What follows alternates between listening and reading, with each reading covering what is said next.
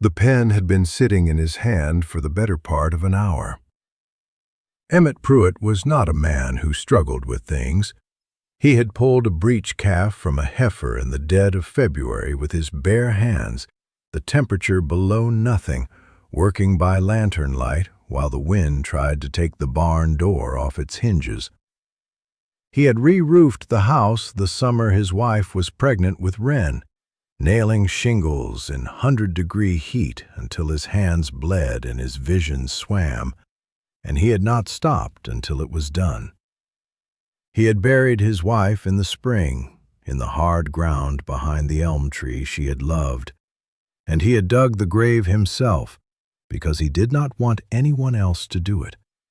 And when it was finished, he had put the shovel back in the barn and washed his hands at the pump and gone inside and made Wren a plate of salt pork and cornbread, and she had not eaten it, and he had not known what to say, so he had said nothing, and that was the night the silence between them had begun. That had been 7 months ago. Now it was November, and the pen sat in his hand like something he didn't recognize, and the paper on the table in front of him was blank. He set the pen down, picked it up again. The kitchen was quiet. The whole house was quiet in the way houses become when they are missing something essential. Not the quiet of peace, but the quiet of absence, of a sound that used to be there and isn't anymore. Clara had hummed when she cooked. He hadn't known that he'd noticed it until it was gone. He hadn't known a lot of things until they were gone. Wren was in bed. She was 9 years old, and she went to bed without being asked now, which should have been a relief and was instead one of the loneliest things he had ever witnessed. Before Clara died, he'd had to call her 3 times, sometimes 4, and she'd come down the stairs in her nightgown with her dark hair loose and her feet bare, dragging her excuse behind her like a blanket. "I was reading, Papa. I was watching the moon, Papa. I wasn't tired yet."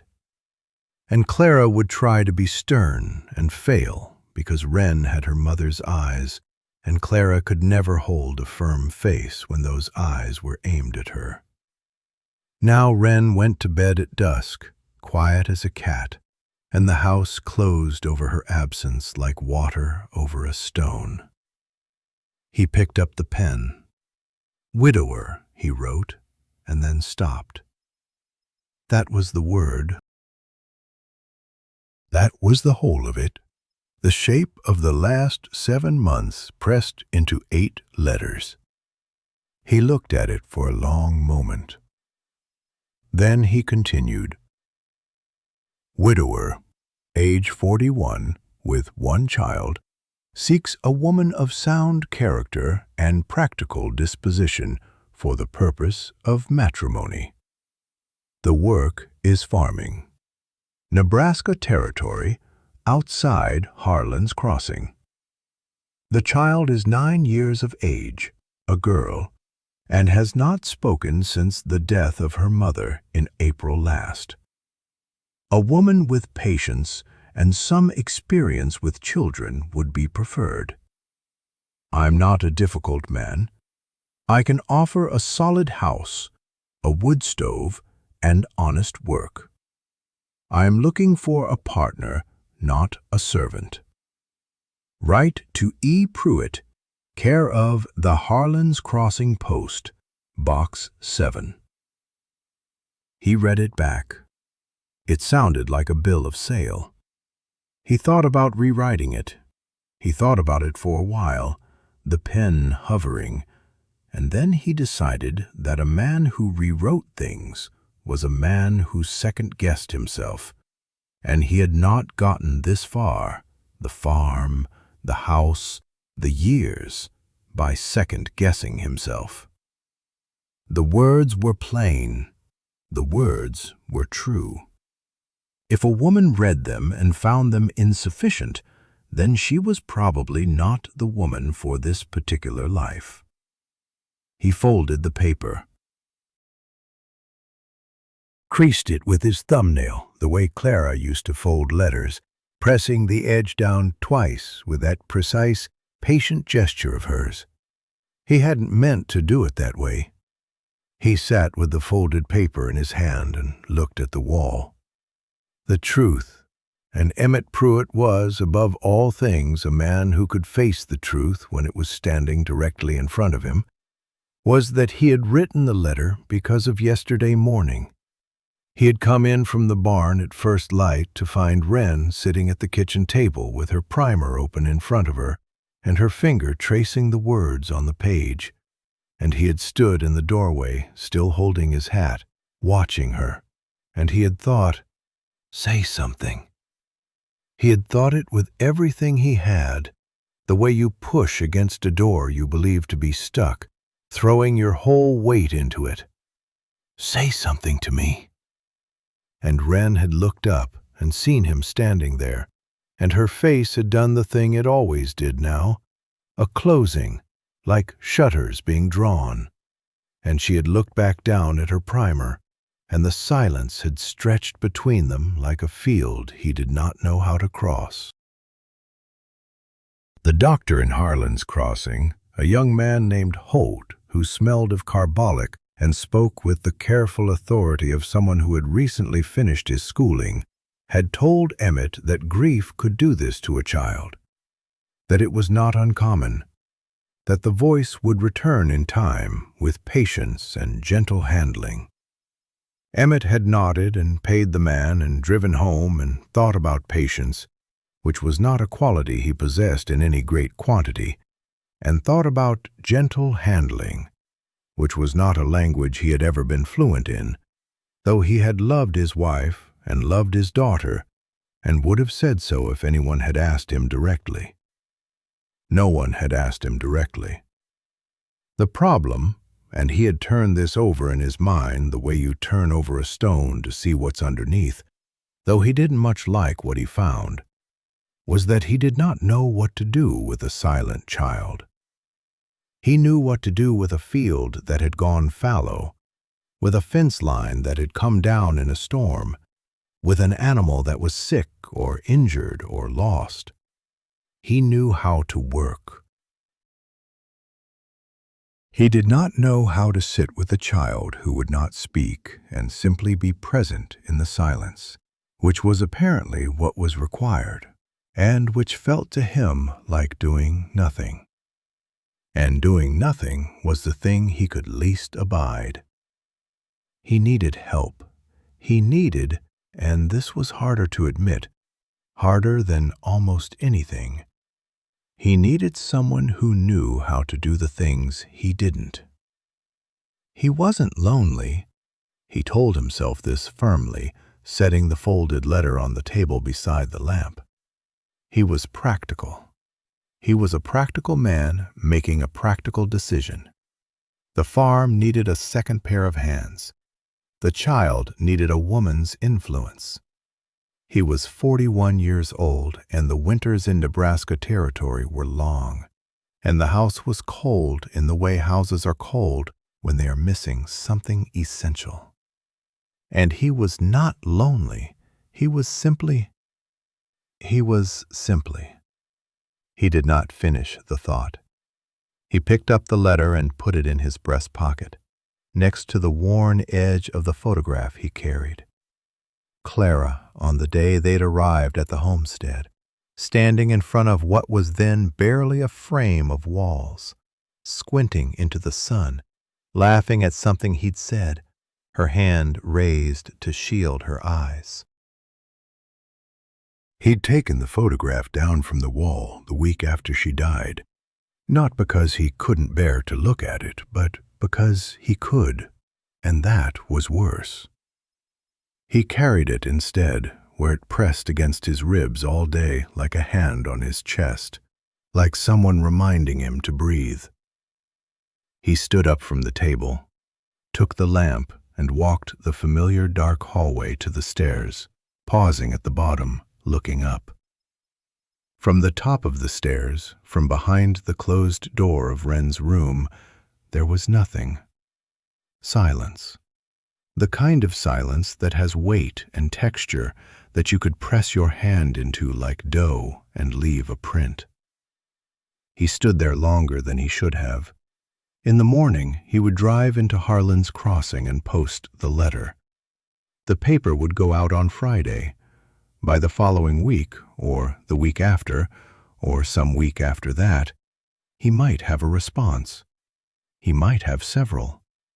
He would read them and choose the most sensible one, and he would write back, and they would arrange a meeting, and then they would see. He was a practical man. This was a practical plan. It was the only plan he had. He put his hand on the newel post. The wood was smooth under his palm, worn smooth by years of the same gesture. Clara's hand, his hand, Wren's small hand sliding down the banister until Clara told her to stop, and then doing it anyway.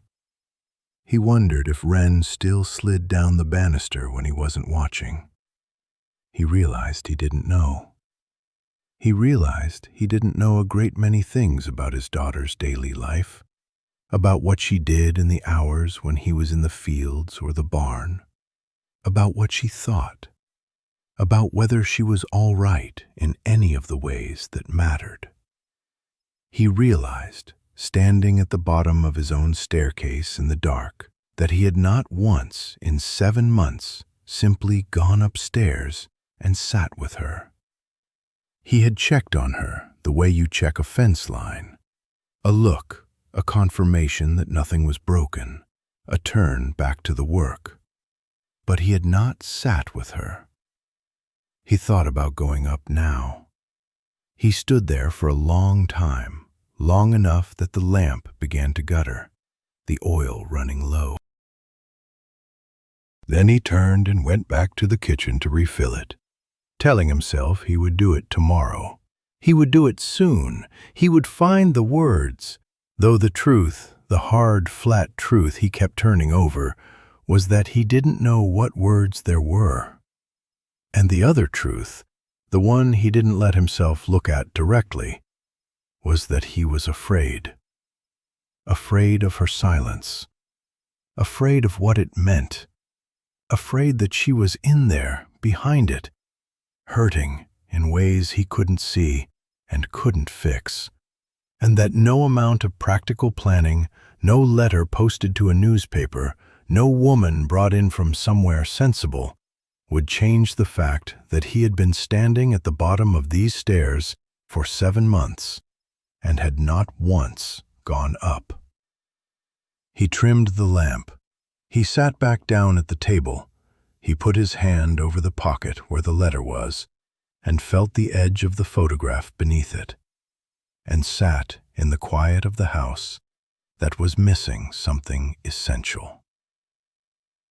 In 3 weeks, a woman he had never met would read 8 lines of plain text in a newspaper in Coshocton, Ohio, and she would sit with it for a long time before she picked up her own pen. He did not know this yet. He did not know anything yet about what was coming, about what the woman would find when she arrived, about what his daughter had been doing in the hours when he was not watching. He would find out. The letter ran in 4 papers. 22 women read it. Only one of them answered. Her name was Nora Vass, and she had already met his daughter once in a dream she hadn't told anyone about. The advertisement ran on a Thursday. Nora Vass read it on a Saturday, which was the day she allowed herself to read the newspaper, not because she was too busy on the other days, though she often was, but because she had learned some years ago that reading the newspaper in the middle of a working week made everything feel more urgent than it was, and she had enough urgency already without borrowing more from the wider world. She was sitting at the small table near the window of her room at Mrs. Albrecht's boarding house on Farnham Street in Omaha, drinking coffee that had gone lukewarm while she wasn't paying attention. Outside, the November light was doing what November light in Nebraska does, arriving thin and unconvinced, as if it had already given up on the day before the day had properly started. The radiator in the corner ticked.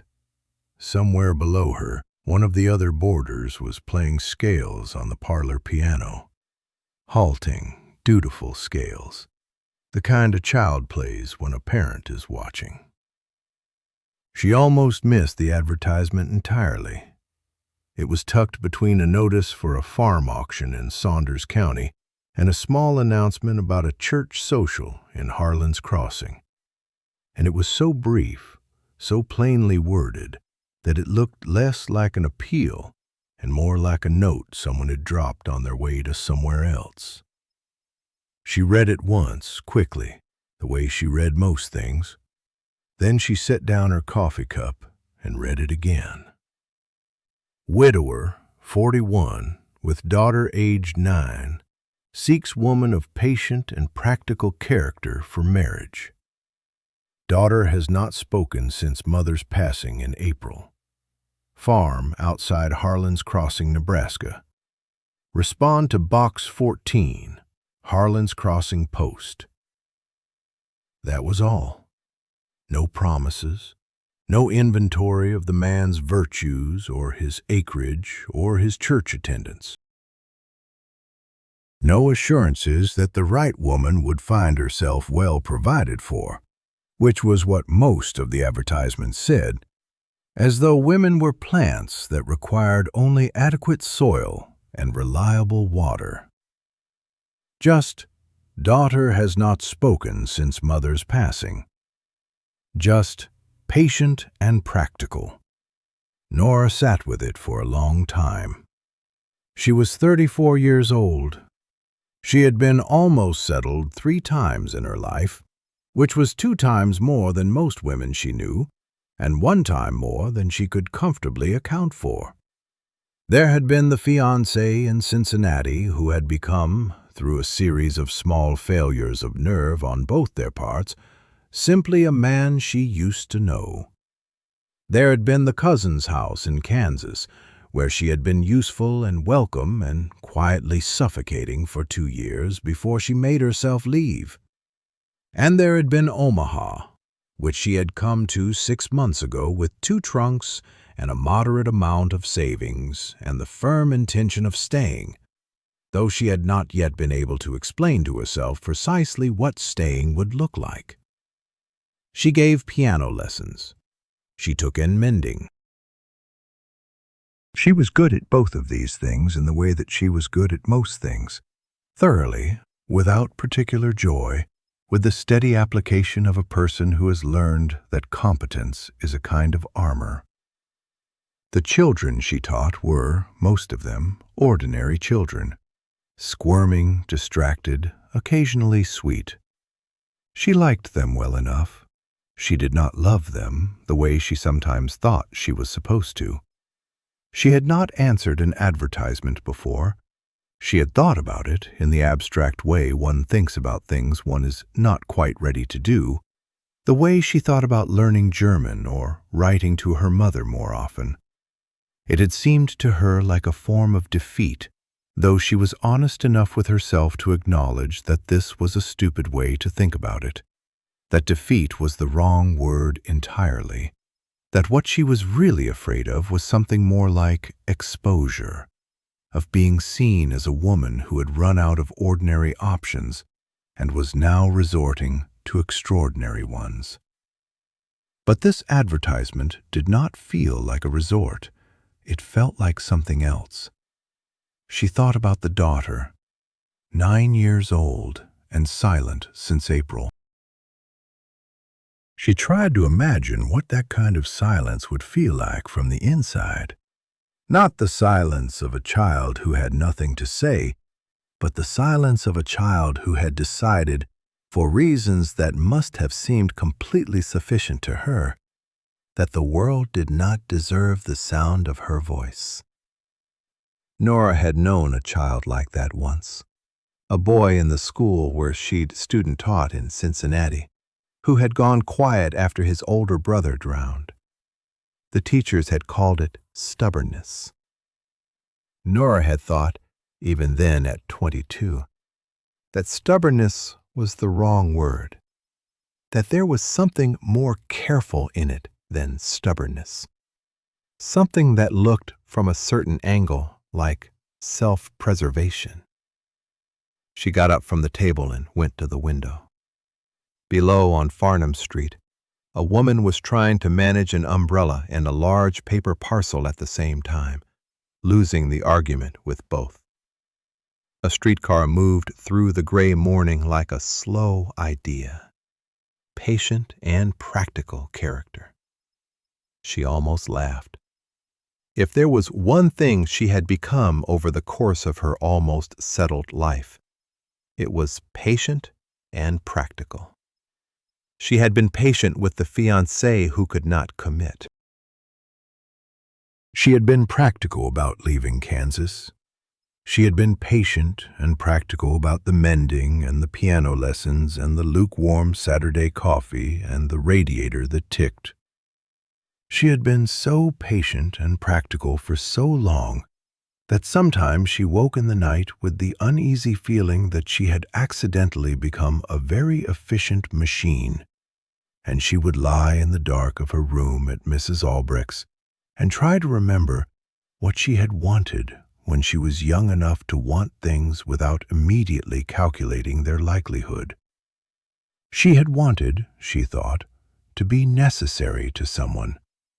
Not convenient, not useful in the way a good piece of furniture is useful. Necessary.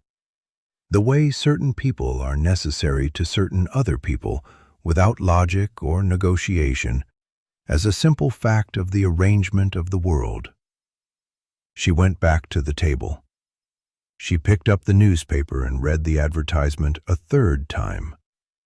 Then she folded the paper carefully, set it aside, and went to the small writing desk in the corner where she kept her stationery. She did not write the letter that day. She had a lesson at 2 o'clock with the Hendricks boy, who was making slow progress on a simplified Bach minuet, and another at 4 with the youngest Albrecht daughter, who had no aptitude for piano whatsoever, but whose mother lived in hope. Nora taught both lessons with her usual patience. She ate supper at the long table with the other boarders, a retired schoolteacher from Iowa, a young man who worked at the telegraph office and rarely spoke, a widow from somewhere in Missouri who was visiting her son and had been visiting her son for 3 months. They talked about the weather, which was the thing people in Nebraska talked about when they had nothing else to say, and sometimes when they did. That night, she dreamed about a child she had never met. She would not tell anyone about this dream, not then, not later, though she thought about it often in the weeks that followed. It was not a dramatic dream. It was not the kind of dream that announces itself as significant. It was simply a dream in which she was standing in a kitchen she did not recognize, large, low-ceilinged, with a window that looked out onto a flat, pale field, and a girl was sitting at the kitchen table reading. The girl had dark hair and her mother's eyes, though Nora did not know this yet, had no way of knowing it. She was reading with the focused, private intensity of a child who has learned that books do not require anything of you in return. Nora stood in the kitchen doorway in the dream and watched the girl read, and she had the distinct feeling, the kind of feeling that belongs to dreams and to certain moments in waking life that feel like dreams, that the girl knew she was there, that the girl had known she was coming, that the girl was waiting in the patient and unhurried way of someone who has decided that the right thing will arrive when it arrives, and there is no point in making noise about it in the meantime. The girl did not look up, but the corner of her mouth moved very slightly in what might have been the beginning of something. Nora woke at 5 in the morning with the gray light just beginning at her window, and the radiator ticking, and the absolute certainty, which she recognized as irrational and accepted anyway, that she was going to write the letter. She wrote it that morning, before the coffee, before the newspaper, before any of the ordinary machinery of her day could start up and make her sensible again. She wrote it at the small desk in the corner, in her plain schoolteacher's hand, and she said, "I am 34 years old. I am not a romantic woman, but I am an honest one. I have been a teacher, and I am good with children, particularly children who are going through difficult times. I do not require promises. I require only that you tell me plainly what the situation is and what you need, and I will tell you plainly whether I am able to provide it. I have enclosed a brief account of my circumstances." She wrote the account of her circumstances. She did not mention the fiancé, or the cousin, or the boarding house, not by name, not with any drama. She said only that she was a woman of independent means, modest means, she almost wrote, then didn't, because modest was a word that had been used to describe her in ways she didn't like, who had spent several years in various parts of the country and was now in Omaha and was ready, if the right situation presented itself, to stop moving. She folded the letter. She addressed it to Box 14, Harlan's Crossing Post. She held it in her hands for a moment. Outside, the morning was beginning in earnest now. The streetcar, the voices of the other boarders, the smell of Mrs. Albrecht's breakfast coming up through the floor. The ordinary world reassembling itself. She thought about the girl in the dream, the dark hair and the book, and the slight movement at the corner of the mouth that might have been the beginning of a smile, or might have been something else entirely. Recognition, perhaps. The look of a person who has been waiting for something and has just seen it arrive. She knew I was coming, Nora thought, and then immediately thought, that is a ridiculous thing to think. She was a practical woman. She did not believe in signs or premonitions or the significance of dreams. She believed in the evidence of things, in what could be observed and measured and acted upon. She put on her coat and walked to the post office before she could change her mind. The letter arrived in Harlan's Crossing 11 days later. It was one of 22 letters that arrived in response to the advertisement, a number that surprised Emmett Pruitt, who had not considered himself or his situation particularly compelling, and who read each letter at the kitchen table after Wren had gone to bed, with the oil lamp turned up and a cup of cold coffee at his elbow. Most of the letters were careful and hopeful, and told him things about the women who wrote them that he found himself forgetting almost immediately. 2 of them were clearly written by someone other than the woman they purported to be from. One was written in pencil on what appeared to be a paper bag.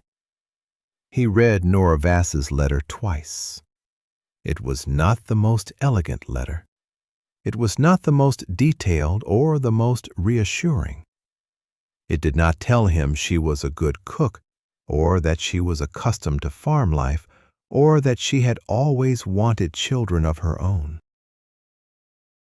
It told him almost nothing, in the way that plain, honest things tell you almost nothing on the surface, and everything underneath. What it told him was this: I do not require promises. I require only that you tell me plainly what the situation is." He set the letter down. He looked at the kitchen window, which showed him nothing but his own reflection in the dark glass. A middle-aged man with a lamp behind him, and 21 other letters spread across his table. He picked up Nora Vass's letter again and read the last line of it, which he had passed over the first time. "I am ready, if the right situation presents itself, to stop moving." He did not know why this line stayed with him the way it did. He did not know what it was about those words, their plainness, their weariness, the careful way they didn't ask for anything, that made him put all the other 21 letters to one side and reach for his pen. He did not know, as he began to write his reply, that in 11 days a woman he had never met would step off a wagon at the edge of his property and walk toward his house, and that his daughter, his silent, grieving 9-year-old daughter, who had not spoken a word since April, would be watching from the upstairs window. He did not know what his daughter's face would do when she saw her coming. He did not know yet that the girl had a name for her already. He did not know the name was home. The wagon smelled of feed corn and something else, axle grease maybe, or the particular dusty sweetness of a man who had been driving since before sunrise. The driver, who had introduced himself at the Harlan's Crossing Depot as Ned Calhoun, and offered no further information about himself, had spoken perhaps 14 words in the 3 hours since they'd left town. Josephine had counted. She'd had little else to do. Nebraska in November was a thing she had not been prepared for. Ohio had hills. Ohio had trees that broke the sky into manageable pieces. Ohio had the comfortable clutter of a settled landscape, fences, orchards, the occasional white steeple orienting you against the horizon.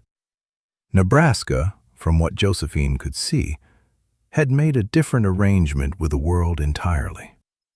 The sky here was not background, it was the whole of it. The land beneath it seemed almost incidental, a thin, dark line at the bottom of an enormous pale fact, and the effect was less like looking at a landscape than like being looked at by one. She kept her hands folded in her lap and her spine straight and watched it come toward her. Ned Calhoun glanced sideways at her once, around the second hour, and said, "First time out this way?" "Yes," she said. He nodded as though she'd confirmed something he'd already known, and returned his attention to the horses. She did not ask how much farther. She had asked once, just after they left town, and he'd said a ways with such complete contentment that she'd understood the question to be one he found faintly absurd. Distance out here was not the kind of thing you measured in minutes. It was the kind of thing you endured until it ended. Her trunk was behind her in the wagon bed, tied down with rope. Inside it, 3 dresses, 2 practical and one that had been her mother's and was neither practical nor impractical, but simply hers. A collection of primers and readers she'd carried from every classroom she'd ever taught in, the corners soft from use. A small tin of her father's pipe tobacco that she'd kept without knowing why for 11 years since his death, opening it sometimes just to remember that he had been real. A letter from a man named Emmett Pruitt, folded 4 times, which she had read so many times that the creases had gone white. A daughter he had written. 9 years old. Patient character required. She had not told him, in her reply, that she had never been particularly patient. She had told him she was a schoolteacher, which implied it, and hoped the implication would hold long enough for her to become the thing it implied. The homestead appeared the way things appeared out here, not gradually, not announced by trees or a lane or any of the usual architectures of arrival, but simply, suddenly there, as though the land had been keeping it in reserve. A house. A barn, red painted and listing slightly to the east, as though it had been listening for something in that direction for a long time. A windmill turning in the cold. A garden plot put to bed for winter, its dark furrows running in neat parallel lines that suggested someone had cared, recently and precisely, about order. Ned Calhoun said, "Pruitt Place," and pulled the horses up. Josephine sat for a moment before she climbed down. She was not, she told herself, nervous. She was assessing. There was a difference. A teacher learned to make it. The house was 2 stories, white, with a porch that ran the full width of the front. Someone had repaired one section of the porch railing recently. The new wood stood out pale against the weathered gray of the rest, like a patch on a coat. The curtains in the downstairs windows were plain and clean. The yard had been swept. A man came out of the barn. He was taller than she'd expected, though she couldn't have said what she'd expected.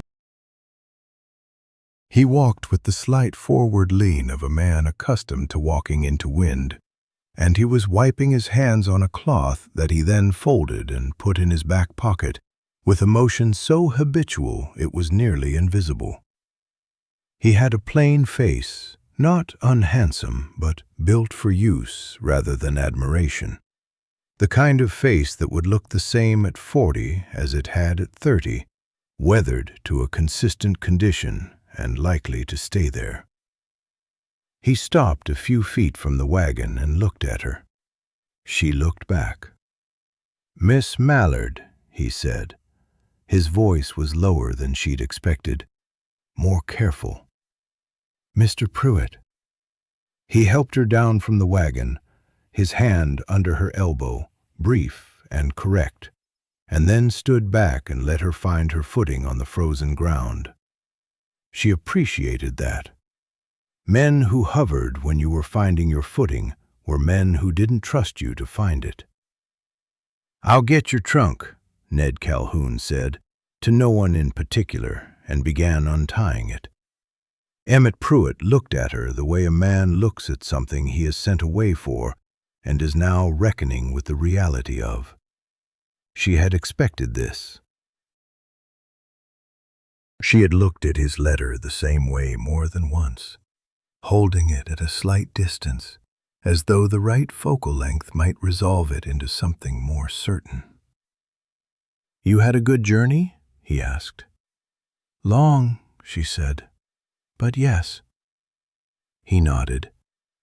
"It's cold. Come inside." The kitchen was warm. That was the first thing. The warmth of it, and the smell of bread that had been baked that morning, and coffee that was still on the stove. Someone had put a cloth on the table. Someone had swept the floor recently enough that the broom tracks were still faintly visible near the baseboards. These small efforts were legible to her. A man who had been told a woman was coming and had tried, in the specific limited way of men who live alone, to make the place say something other than what it usually said. She stood in the kitchen doorway and looked around at it. The cast-iron stove, the shelves of preserved things, the window over the sink that looked out onto the bare garden, and felt the particular sensation of a place that had been inhabited by grief. It was not dirty. It was not neglected.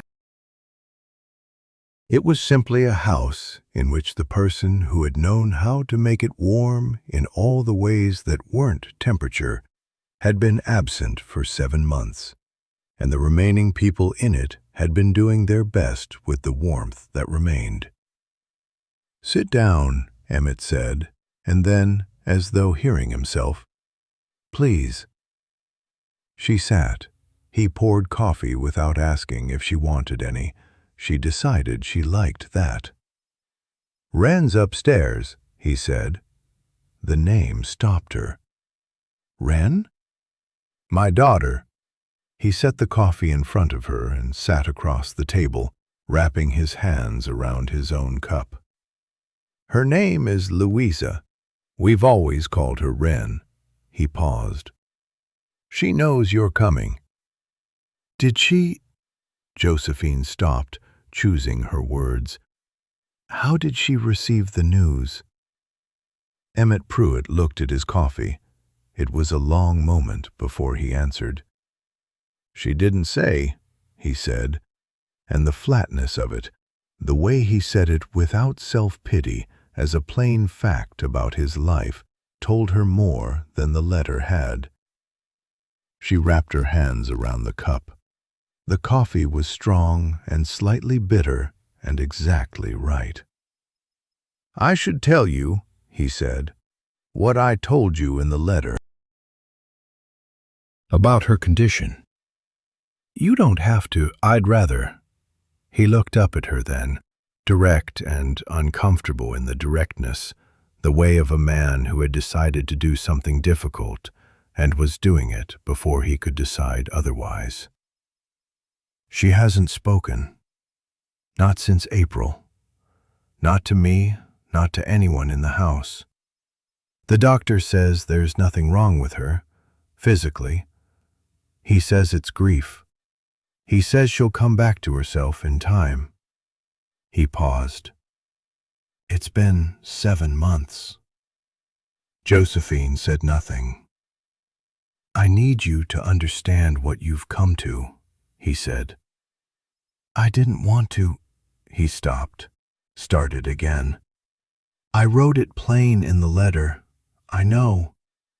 But it's different, seeing it.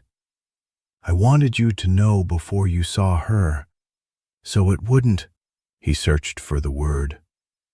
"Startle you." "It won't startle me," Josephine said. He looked at her.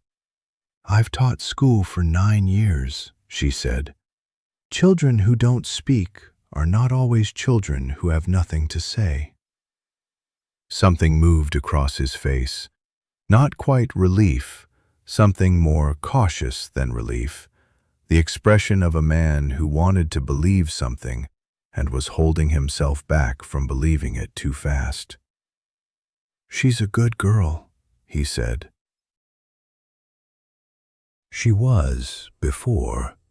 She talked enough for 3 people.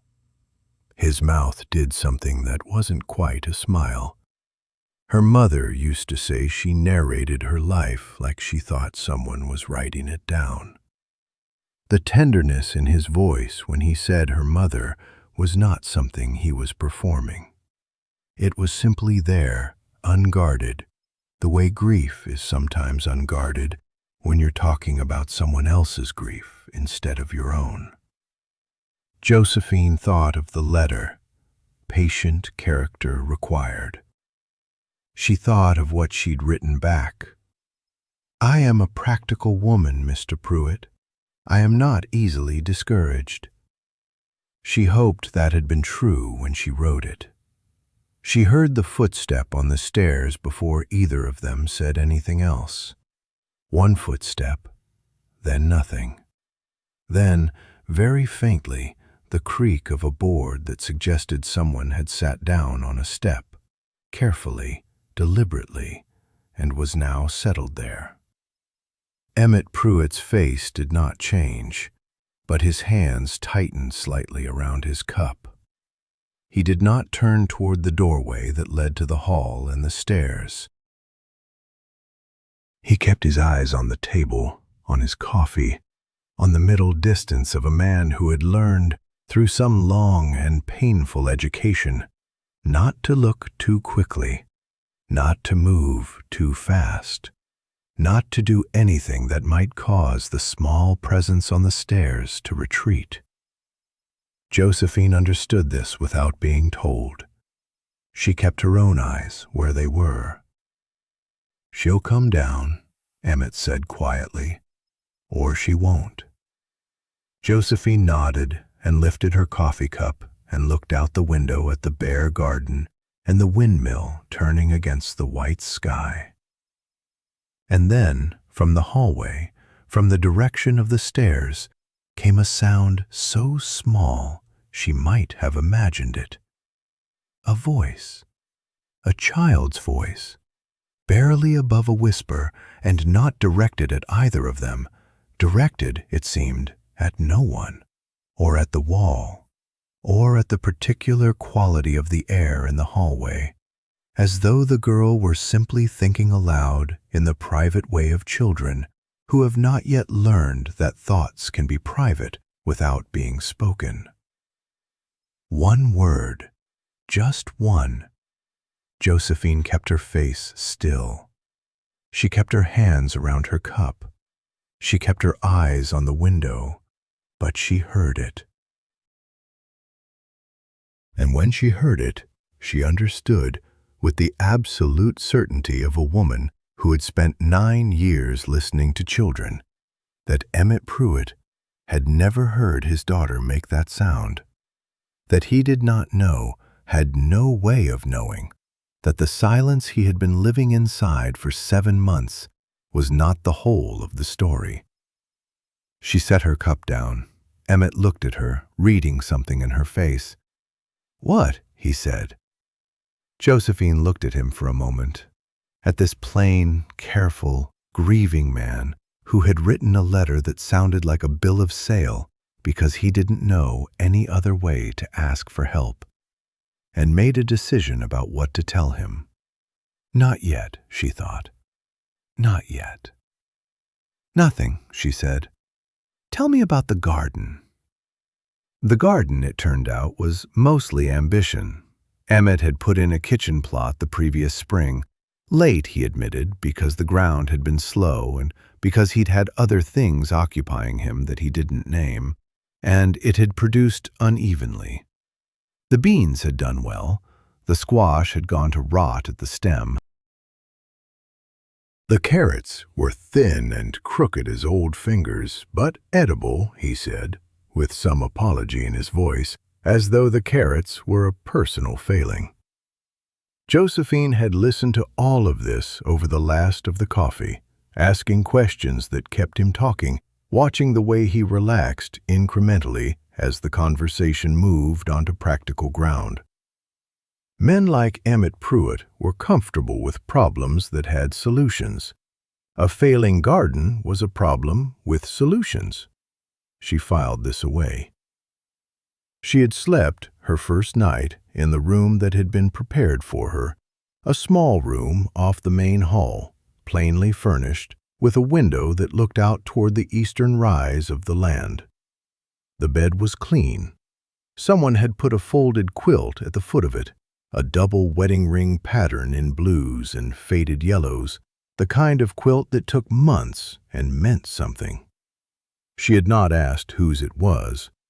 She had slept under it anyway, and in the morning she had made the bed with the same care she would have taken in her own house, tucking the corners flat, smoothing the quilt back into its place at the foot as though returning a borrowed thing. She had not seen Wren that first evening after the tea. The girl had been somewhere in the house. She'd heard the creak of floorboards overhead, the particular quiet of a child trying not to be heard. But she had not appeared for supper, and Emmett had brought a plate up to her without comment, as though this were ordinary. Perhaps it was. The second morning, Josephine rose before dawn. This was her habit, and she kept it. There was a specific quality to the early dark that she had always found useful, the way the house belonged to itself before anyone else woke to claim it. She had learned the shape of the kitchen quickly, where the flour was kept, where the skillet hung, which burner on the stove ran hot. She built the fire without difficulty and stood in the growing warmth of it, listening to the house settle around her. She was standing at the window with her first cup of coffee when she saw him. The hired hand was crossing the yard from the direction of the barn, moving with the deliberate, unhurried pace of a man who had made that crossing 10,000 times and expected to make it 10,000 more. He was older than she'd initially registered from the wagon, somewhere in his 50s, she judged, with a face that had been thoroughly worked over by weather and time. He wore his age the way certain men did, not as a diminishment, but as an accumulation. He glanced toward the kitchen window and saw her there, and he lifted his chin in a greeting that was neither warm nor cold, simply acknowledging. She lifted her cup in return. He came to the back door. She opened it before he knocked. "Clem Aldridge," he said. He held his hat in his hands, which surprised her. Not the courtesy itself, but the ease of it, the absence of performance. "Josephine Mallard," she said. "Come in if you want coffee." He came in. He sat at the far end of the table, the end nearest the door, and accepted the cup she poured without the excessive gratitude that sometimes made her feel she had done something remarkable by performing a simple action. He drank. She drank. Outside, the sky was beginning to go gray at its lowest edge. "You knew the previous Mrs. Pruitt," she said. It wasn't a question. He looked at her steadily. "Clara." "Yes." "What was she like?" He considered this with the seriousness it deserved. "Capable," he said finally. "The kind of woman who made everything around her work better without making a show of it." He turned the cup in his hands. Emmett didn't deserve her, but he knew it. That counts for something. Josephine nodded. "It does." "He's a good man," Clem said, "in case that's what you're wondering. He's not easy, and he's not warm, and he's got a grief on him that's made him go sideways in some ways. But he's a good man underneath it." "I wasn't worried," she said. "His letter told me what I needed to know." Clem looked at her with what she was beginning to recognize as his characteristic expression, a kind of dry, patient attention, as though he were watching to see if she would say the thing she actually meant. "Most women would have been worried," he said, "coming out here, not knowing." "I'm not most women." She said it plainly, without vanity. "And I've read enough of people's letters to know the difference between a man who's dangerous and a man who's lost." Something shifted in his face, not quite a smile, but the architecture of one. "He's lost," he agreed. "That's the word for it." He finished his coffee, set the cup down with a quiet click, and stood. He put his hat back on his head with the same economy of motion with which he'd removed it. At the door, he paused. "The girl," he said. Josephine waited. "She's not broken," he said. "In case anyone's told you different." He looked at her directly. "She's just decided something. Children do that sometimes. Decide something and hold to it even when holding hurts them." He opened the door. The morning cold came in around him. "She'll come around to you, I think. Sooner than she's come around to most." He went back out into the yard. Josephine watched him cross toward the barn, and then she turned back to the stove to start breakfast. The days began to accumulate. She learned the rhythms of the house the way she had always learned new things, by watching, by doing, by making careful note of what worked and what didn't, and adjusting accordingly. Emmett left early and came in late, and in between there was the vast, indifferent labor of the farm, the animals, the equipment, the land itself, which demanded constant tending in ways she was only beginning to understand. She did not pretend to know things she didn't know. She asked Clem when Emmett wasn't there to be made uncomfortable by her ignorance. Clem told her what she needed to know without condescension, which she appreciated more than she said.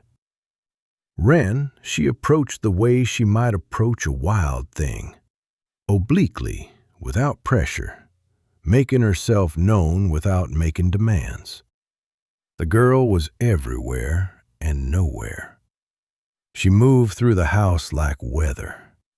Josephine would look up from bread making to find her standing in the doorway, watching with those serious gray eyes that were her father's eyes, but held something her father's didn't. Some quality of absolute attention that felt more like assessment than observation. Then she would be gone. Josephine did not call after her. She did not manufacture reasons for the girl to come closer. She simply went about her work and left the door, metaphorically speaking, ajar. On the fourth day, she found a small stone on the kitchen windowsill. It was an ordinary stone, gray-brown, river-smoothed, the size of a large marble. It had not been there the day before. Josephine picked it up, turned it over in her palm, set it back down. She said nothing about it to anyone. The next morning, there were 2 stones. She began to leave things in return. Nothing dramatic, a dried sprig of something she'd found hanging in the pantry, placed beside the stones. A spool of red thread she'd taken from her sewing kit, set gently on the sill. Small objects, an unspoken grammar that she understood, because she had spoken it herself once, as a child who had also decided something and held to it. It was Clem who told her about the meadow. He found her on the 6th day trying to repair a loose board on the back steps. She'd been watching it for days, and it had finally given way under her foot that morning. And he took the hammer from her without insult and fixed it in 3 strokes while she held the nail. "She goes out to the meadow," he said, not looking up from the step, "east of the tree line. Every morning before Emmett's up. Has since spring." Josephine held the next nail ready. "By herself?" "By herself." He set another nail. "I keep an eye from a distance. She knows I do. We have an understanding." "What does she do out there?" He looked up at her then. "Talks," he said. Josephine was quiet for a moment. "To Clara." He didn't answer, which was its own answer. He drove the last nail home and stood, testing the step with his boot. It held. "Emmett doesn't know," Josephine said. "Emmett doesn't go to the meadow." He handed her back the hammer. He went once, early on, came back looking like something had been taken out of him. Hasn't been back. He looked out toward the tree line, which was just visible from where they stood. He thinks the quiet is the whole of it, that she stopped, that she's got nothing left to say. He paused. He's wrong about that. But a man who believes something hard enough, it gets difficult to see around it. Josephine turned the hammer in her hands. "She needs him to know," she said, not a question. "She needs him to go to the meadow," Clem said. He picked up his work gloves from the step where he'd set them. But she can't ask him. And he won't go unless something changes. He pulled on the gloves. That's the shape of it." He walked back toward the barn. Josephine stood on the repaired step and looked out at the tree line, at the thin, dark line of it against the pale morning sky, and thought about the shape of things, the shape of a grief that had calcified into belief, the shape of a child holding her voice like something precious and breakable, the shape of a house full of people who were all, in their different ways, waiting. She thought about what Clem had said. "She'll come around to you, I think." She thought about the stones on the windowsill. 3 now. A row of them, gray and smooth and patient. She went back inside. That evening, after supper, she was washing the dishes when she became aware that Wren was standing in the kitchen doorway. Not passing through. Standing. Josephine kept washing, kept her back to the girl, gave her the grace of not being looked at. She heard, very softly, the pad of small feet on the floorboards. Then Wren was beside her at the basin, and without any word or signal or permission asked, she picked up the drying cloth and began to dry the dishes that Josephine set in the rack. They worked like that for 10 minutes, side by side, the fire ticking in the stove, the window going dark outside. Josephine handed her a cup. Wren dried it and set it on the shelf in exactly the right place, as though she had always known where things belonged. When the dishes were done, Wren folded the cloth and laid it over the edge of the basin with a precision that was entirely her mother's. Josephine had no way of knowing this, and yet she felt it, the way you feel when a gesture carries more history than you can see. The girl looked up at her, just for a moment, those gray, assessing eyes. Then she turned and went upstairs, and Josephine listened to the sound of her footsteps overhead, and the creak of the bed, and the settling quiet. She stood at the empty basin for a long moment. Then she went to the windowsill and counted the stones. There were 4 now. She was almost certain there had only been 3 that morning, which meant Wren had added one while Josephine was cooking supper, while Emmett was sitting 12 feet away reading the almanac, while the whole ordinary evening was happening around them, which meant the girl had been watching her closely enough to know when it was safe, which meant something else was true, something that Josephine had suspected since the first morning, and now felt settling into certainty in her chest like a stone of its own. Wren Pruitt was not waiting for permission to speak. She was waiting to see if anyone in this house was worth speaking to. And in the morning, Josephine was going to go to the meadow. She was going to bring 2 stones. She did go to the meadow. She went before the sun had fully committed to the day, when the light was still the color of weak tea, and the grass held its dew like a secret it wasn't ready to tell. She brought 2 stones from the path beside the garden gate, one smooth and gray, one rougher with a faint stripe of rust running through it like a seam, and she set them at the edge of the open ground where the field met the taller grass. Not quite a ritual, not quite nothing. She stood there for a moment with her hands at her sides. She did not know exactly what she was doing. She knew only that it felt necessary to mark the thing she had understood the night before, the way you might press a flower in a book, not to preserve it forever, but simply to say, this was real, and I was here when it happened. Then she went back to the house and made the coffee and did not speak of it to anyone. The conversation happened on the fourth evening. It happened because Dottie Frayne came first. Dottie Frayne arrived at 2:30 in the afternoon with a covered dish and an expression that Josephine recognized immediately.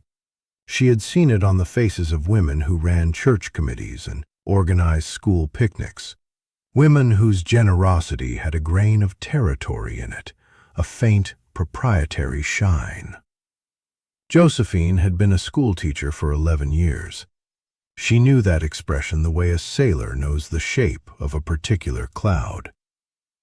"You must be the woman from Ohio," Dottie said, standing in the doorway of the kitchen, looking at Josephine with the careful attention of someone taking inventory.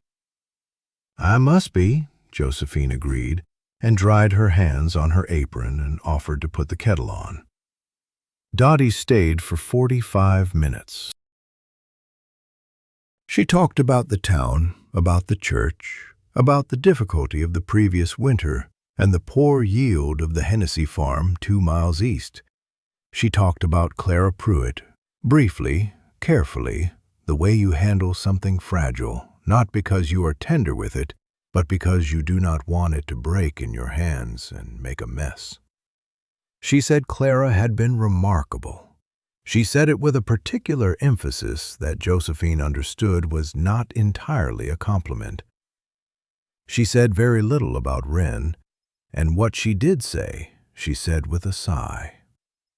"That child," Dottie said, shaking her head over her tea. "It's been 7 months. The mind does strange things in grief, I know that, but there comes a point where—" She paused, adjusted the cup in its saucer. "Well, there comes a point." Josephine looked at her. "What point is that?"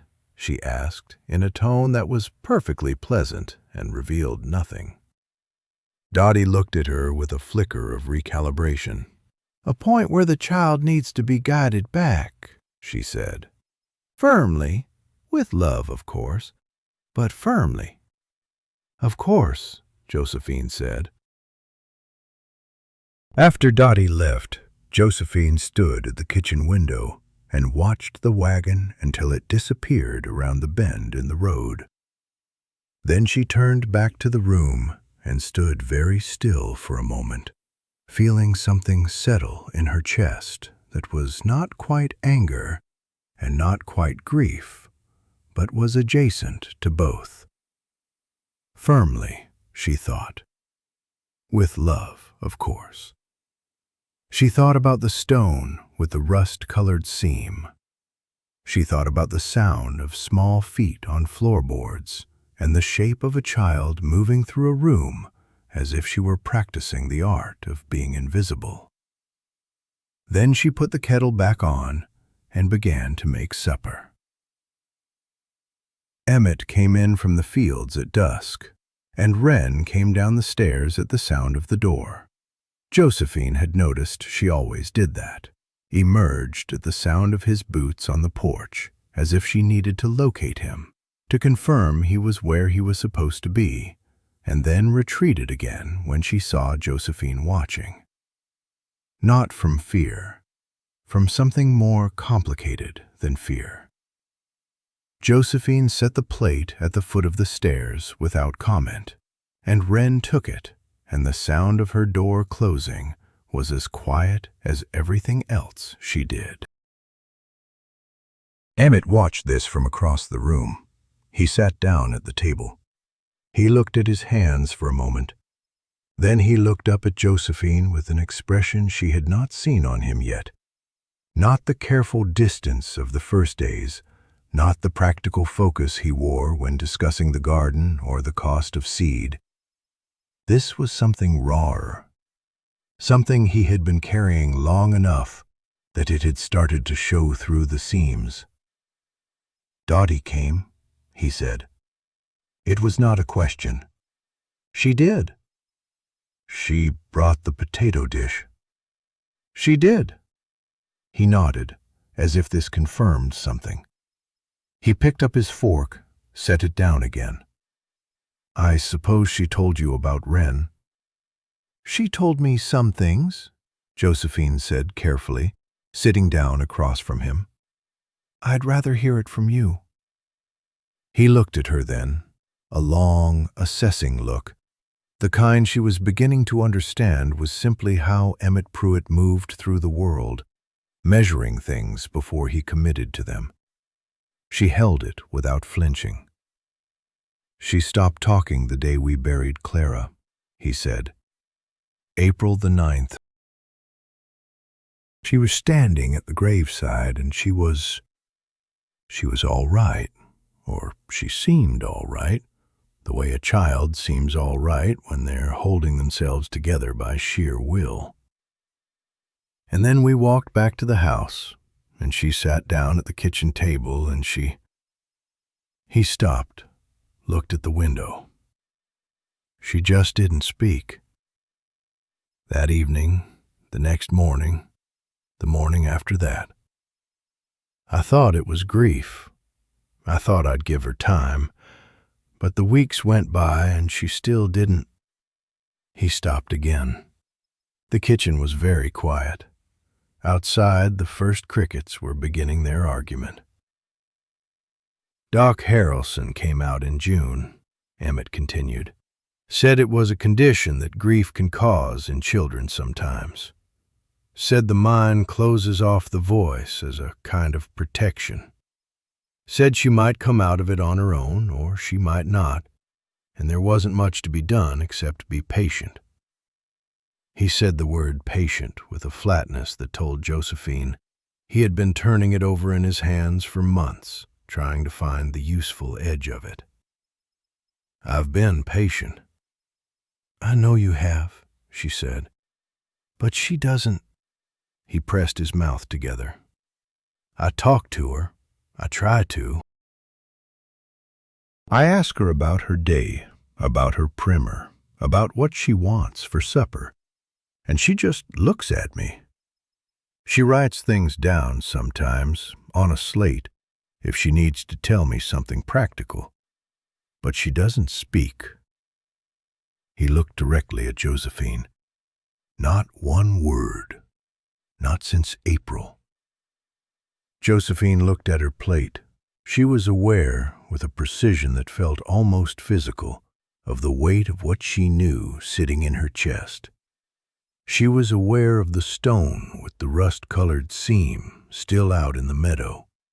She was aware of the sound she had heard 2 nights ago, barely audible through the wall of Wren's room.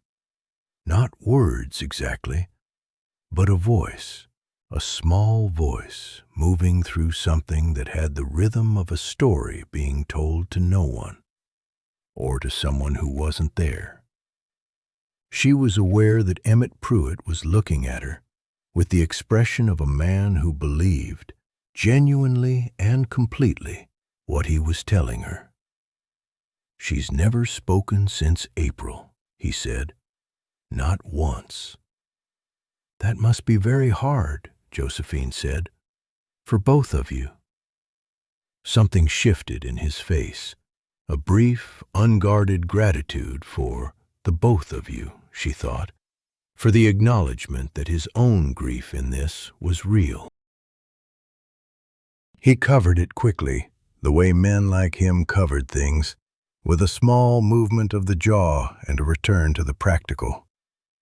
"I thought," he said, and then stopped, and she understood this was the part he found most difficult to say. "I thought if there was a woman in the house, someone she could, I don't know, someone who might reach her differently than I can.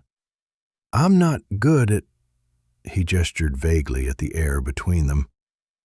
"I don't know how to talk to her about Clara. I don't know what words to use. I'm not built for that kind of conversation." "What kind is that?" "The kind that doesn't fix anything," he said, with a bluntness that was almost painful in its honesty. "Clara could do that. She could sit with a thing that couldn't be fixed and make it feel less. She could just sit with it. I don't know how to do that. Josephine was quiet for a moment. You're doing it right now, she said. Sitting with it.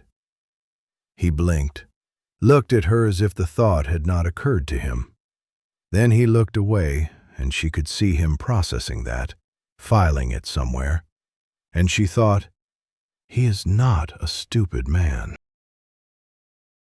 He is a man who has been looking at this from inside the picture for so long that he cannot see what the picture shows. I appreciate you being here, he said finally, in the careful tone of a man closing a door gently. I know this isn't what most women would choose. I'm not most women, she said, not unkindly, simply as a fact. He looked at her again with that measuring look. No, he said, I'm beginning to see that. They finished supper in a quiet that was different from the quiet she had grown used to in this house. Not the quiet of avoidance, not the quiet of grief sealed behind glass. Something more like the quiet of two people who had said something true to each other and were sitting with the shape of it. When she cleared the plates, she heard Emmett exhale behind her, a long, slow breath, like something he had been holding for some time. She lay awake that night for a long while. She lay with her hands folded on the quilt that she was almost certain had been Clara Pruitt's, and she stared at the ceiling, and she turned the problem over in her mind the way she used to turn difficult pupils over in her mind on Sunday evenings before a new week of school. Not with frustration, but with the specific, careful attention of someone trying to understand what was actually needed before offering what she had to give. Emmett believed his daughter was silent. He believed it wholly, and he believed it with love, and that was the most complicated part, because his belief was not cruelty and it was not negligence. It was simply a story he had been told and had no reason to question, because no one had given him a reason, because the story fit, because grief did strange things to children. The doctor had said so, and Emmett was the kind of man who trusted the authority of what he'd been told by people who were supposed to know. But Wren was not silent. Wren spoke to the cat. Josephine had heard it. Wren had sung something under her breath 2 mornings ago while she thought the house was empty. Wren had spoken to her last night in the kitchen. 3 words, barely above a whisper, but words. Those are mine. 3 words, clear as anything. Josephine thought about what Clem had said, gone sideways. She thought about Dottie Frayne and her firmly, with love. She thought about Emmett's face when he said, I don't know how to sit with a thing that can't be fixed.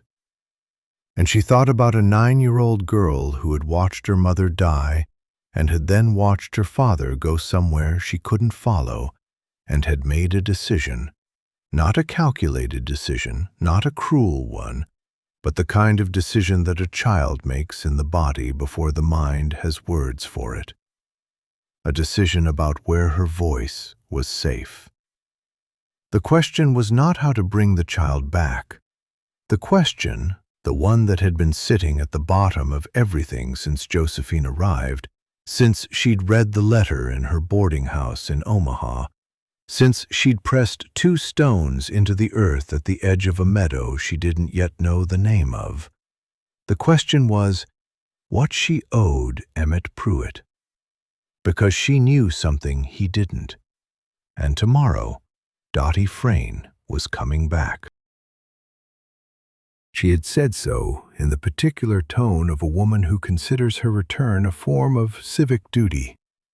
And Josephine had a feeling sitting cold and certain in her chest now, displacing all the other feelings, that Dottie Frayne knew something too. Josephine did not sleep well. This was not unusual. She had not slept well since Ohio. Since the last morning she had woken in her narrow boarding-house bed to the familiar sounds of Mrs. Heddle's kitchen below, the smell of coal smoke and yeast bread, the particular creak of the third stair that meant the Heddle boy was sneaking down before his mother called him. She had lain in that bed for a long time that final morning, cataloging ordinary things, the way a person does when they know they are about to leave them. Here, the sounds were different. The house settled differently. The wind came from a different direction and pressed against the windows with a different weight. But it was not the wind that kept her awake. She lay in the dark with Clara Pruitt's quilt pulled to her chin and thought about what she knew and what she did not know, and the considerable distance between those two things. What she knew. Wren Pruitt was not silent. She had heard the girl the previous afternoon, not clearly, not enough to make out words, but unmistakably. A voice, low and continuous, coming from the direction of the barn. She had been crossing the yard with a basket of wet laundry, and she had stopped and stood very still and listened.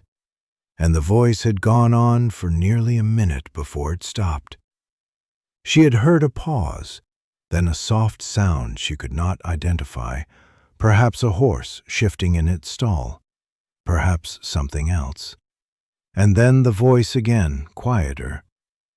When she had gone inside, she had said nothing to Emmett. She had hung the laundry and started the supper and said nothing. And all through supper she had listened to Emmett explain his daughter's silence to her with the earnest, broken authority of a man describing a country he had never visited, and she had said nothing then either. She was not proud of this, but she had not known yet what saying something would cost. In the morning she rose before 4, as was her habit, and found that Wren had already been to the kitchen. She knew this because there was a single dirty cup on the table, rinsed but not washed, and a small piece of cornbread missing from the covered pan on the shelf. The chair nearest the window had been moved slightly from its position against the wall, pulled out at an angle, as though someone had sat in it briefly and then pushed it back, but not all the way. Josephine stood in the kitchen doorway and looked at these small evidences of the girl's presence the way she used to look at her students' writing, not for what was there, but for what it revealed about the person who had left it. She had been a schoolteacher for 11 years. She knew children. She knew the particular architecture of a child who was protecting something. She lit the stove and put the coffee on and sat down at the table to wait. She was not waiting for Emmett. She was waiting for herself, for some settled sense of what she intended to do today. She was a practical woman, or she was trying to be, and practical women did not sit with uncomfortable knowledge indefinitely. Uncomfortable knowledge had a way of becoming a problem if you left it unattended. The same way a small crack in a foundation became something else entirely by spring. She poured her coffee when it was ready and held the cup in both hands and thought about Dottie Frayne. The letters were on the kitchen shelf. She had noticed them on her second day. A small stack of envelopes held together with a piece of twine tucked behind the salt crock where they would be easily missed. She had not touched them, but she had noted the handwriting on the top envelope. Small, careful, the letters of someone who had been taught to write by someone who took the matter seriously. The return address said T. Alcott, Cincinnati, Ohio, Ohio. She had almost said something then, almost reached out and picked up the stack. She did not know who T. Alcott was. She had not asked Emmett, because asking Emmett would have required explaining how she had noticed, and she had not wanted to explain how closely she had been looking at everything in this house since she arrived. It felt, still, like an intrusion, this careful looking, this cataloging. She was not yet sure she had the right to it. But this morning, sitting alone in the kitchen with the darkness still pressed against the windows, she crossed to the shelf and took the letters down. The top one was dated 3 weeks ago. She hesitated, then opened it. Dear Wren, I got your letter from the 14th. The one before took almost 2 weeks to arrive, I think on account of the weather. I have been writing back as fast as you send them. The shop is busy. Mr. Hargrove says I have a good hand for setting type, but I think he mostly says this because the other boy he hired keeps making errors in the galleys. I don't mind the work. It smells like ink and paper, which is not the worst smell. You asked me if I thought Father was going to marry her. I don't know. I think he is trying to do the right thing, which is different from knowing what the right thing is. He has always been that way. You also asked me if I was angry that he sent the letter. I thought about this for a while before writing back because I wanted to answer honestly. I think I was angry when I first heard about it. But then I thought about what the house must be like now, and I thought about you being there alone with him in the quiet, and I thought, well, I think he was scared. I think he did what scared men do, which is try to solve the problem in front of them. The problem in front of him is the quiet. I don't think he knows yet what made the quiet. Write back soon, I mean it. Your brother, Thomas. Josephine read the letter twice. Then she sat down very slowly in the chair by the window, the chair that had been moved slightly from its position against the wall, and held the paper in her hands and looked at it for a long time. I don't think he knows yet what made the quiet. 11 years of reading children's faces, 11 years of listening to what was said sideways and underneath and around the edges of what was said directly, and she had still not understood the full shape of it until this moment. She had known Wren was not silent. She had not understood until now that Wren's silence was addressed specifically to her father. Not grief, not trauma, or not only trauma. Something more precise than that, something with a direction. She folded the letter carefully and put it back in its envelope and retied the stack with the twine and set it back behind the salt crock exactly as she had found it. Her hands were steady. She was grateful for that. She was still sitting in the chair when she heard boots on the porch steps. It was Clem, come for his coffee, and she was glad of it. He came in without knocking, as she had already understood was his custom, and poured himself a cup and looked at her face and said nothing for a moment. "You look like you've been thinking hard," he said finally. "I have been." He sat down across from her and wrapped his hands around his cup. He was a plain-spoken man, and she had come to appreciate this about him. He did not dress things up. "Dottie Frayne is coming today," she said. "I heard her say so." "What does she know about Wren?" Clem was quiet for a moment. He looked at his coffee. "What makes you think she knows something?" The way she looked at the house when she left yesterday, like she was filing something away. He was quiet again. Then, Dottie Frain's boy and Wren were friendly before.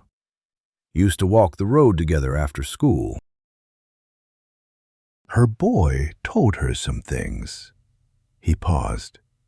I don't know exactly what things, but Dottie has opinions about how Emmett has handled all of this, and she is not a woman who keeps her opinions in her pocket.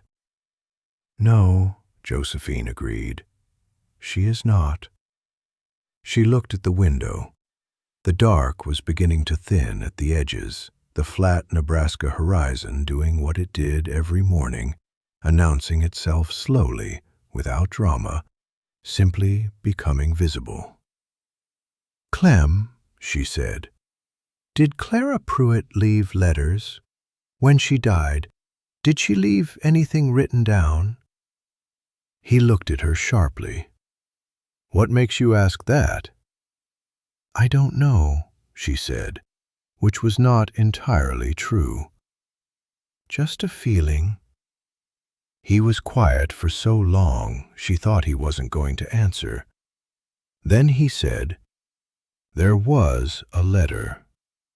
Emmett found it in her Bible after the funeral.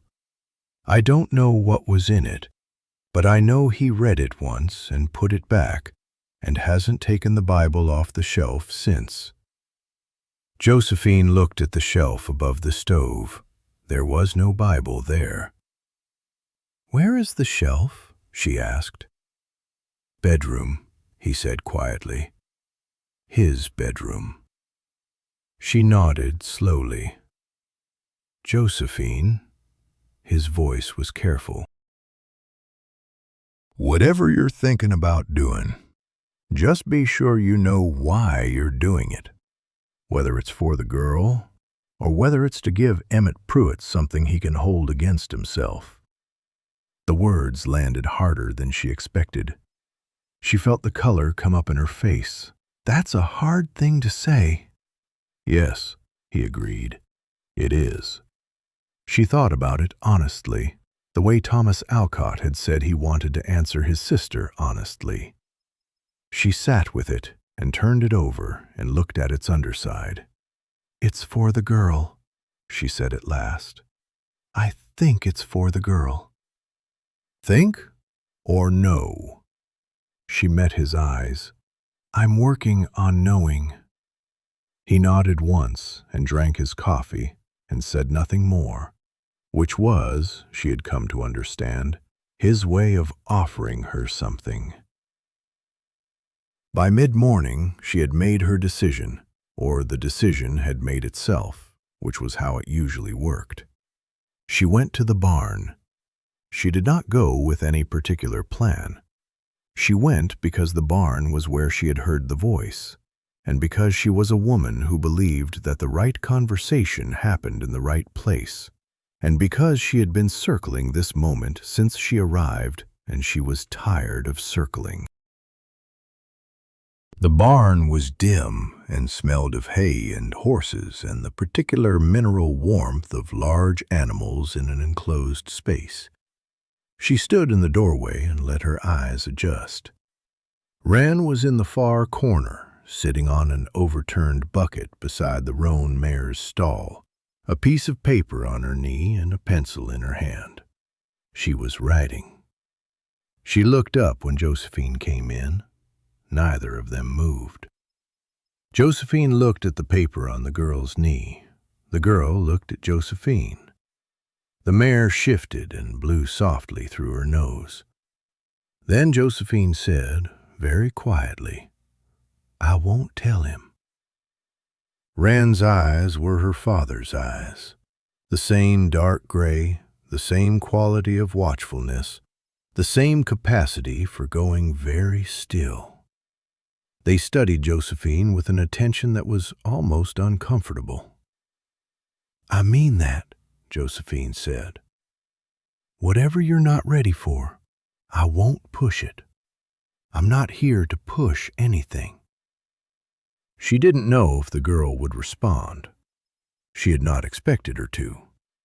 But Wren looked down at the paper on her knee, and then back up at Josephine, and then, carefully, deliberately, like a person handing over something fragile, she held out the letter.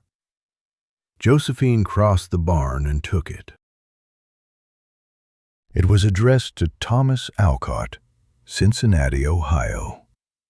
At the bottom, in the careful handwriting she had recognized from the envelopes, there was a single added line that had not been there when Wren began writing, because it had just been written. She came to the barn. I think she might be all right. Josephine stood in the dim barn with the roan mare warm beside her, and the Nebraska morning pressing cold and bright against the open door. And she read that line 3 times. She was still standing there, still holding the letter, when she heard the sound of wagon wheels on the road, the particular pace and weight of a woman who considered her arrival a form of civic duty. Dottie Frayne. And Josephine had perhaps 30 seconds to decide whether to be in the barn when she arrived or in the house. She chose the house. Later, she would not be entirely sure why. Perhaps it was simply that the barn felt like borrowed territory, a place she had entered under false pretenses and lingered in too long already. Or perhaps some part of her recognized that what she had just read, that small and careful sentence in a child's handwriting, required her to be standing on solid ground when the world rearranged itself around it. She tucked the letter back into the envelope, smoothed the flap with her thumb, and replaced it in the stack on the kitchen shelf exactly as she had found it. Then she put the kettle on, because Dottie Frayne was the kind of woman who expected to be offered tea, and because having something to do with her hands was the only reliable remedy Josephine had ever found for the particular feeling of knowing too much. Dottie stayed for an hour and a half. She sat at the kitchen table with her tea going cold and offered opinions on the kitchen garden, the state of the root cellar, the likelihood of an early frost, and the general character of Nebraska men, which she described as steady but not forthcoming. She did not mention Wren directly, but she watched the closed door of the girl's room with the focused attention of a woman cataloging a problem she intended to solve. Josephine listened. She answered when asked. She refilled the teacup once and declined to refill it a second time by simply not moving toward the pot.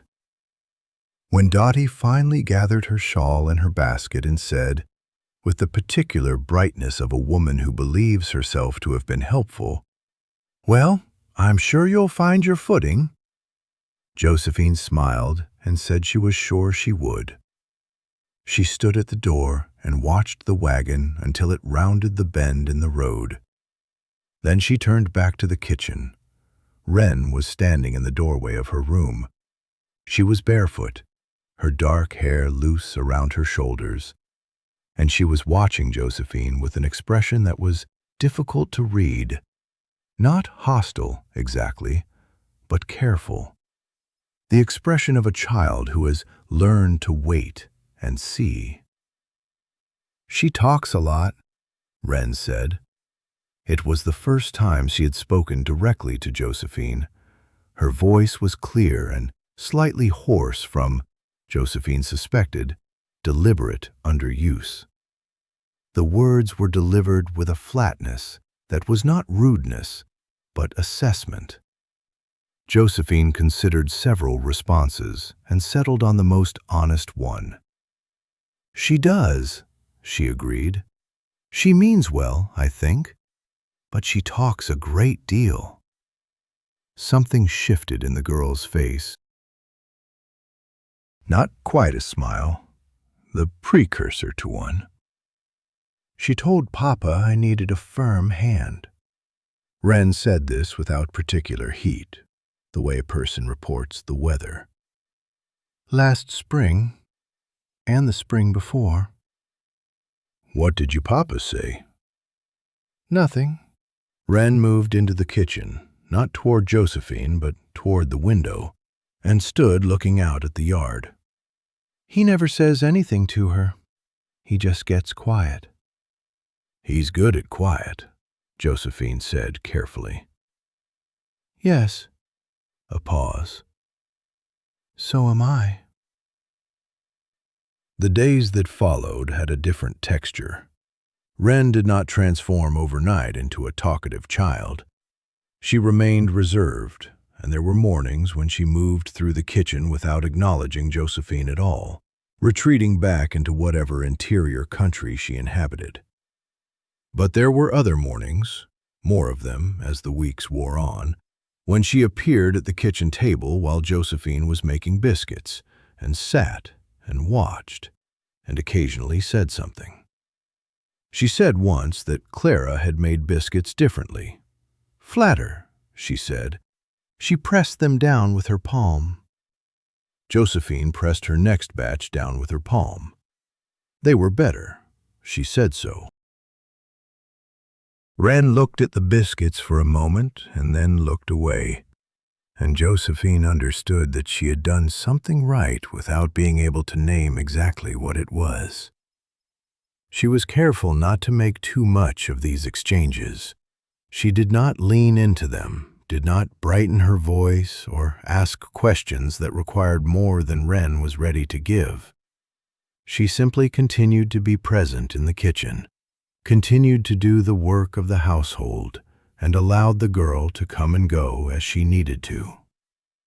What she did not do, what she could not bring herself to do, though she turned it over nightly in the narrow bed under Clara's quilt, was tell Emmett. She told herself it was not yet time.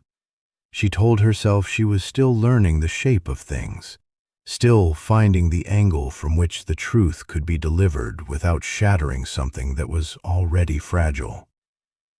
These were not lies, exactly, but they were not the whole truth either, and she knew it.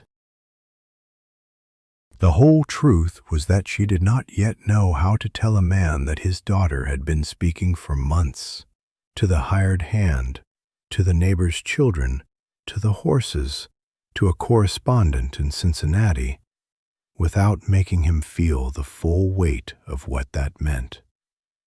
And she was not yet sure he was ready to bear it. She was making a pot of soup when it happened.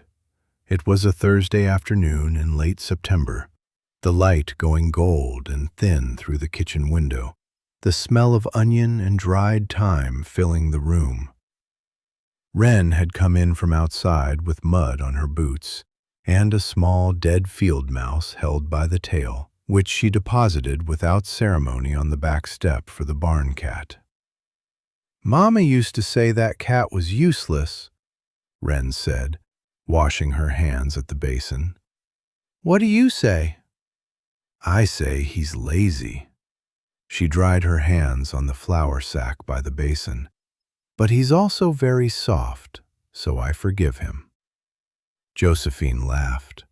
It was a real laugh, surprised out of her, and Wren looked up with an expression of such unguarded pleasure, such naked relief at having made someone laugh, that Josephine had to look back at the pot for a moment to collect herself.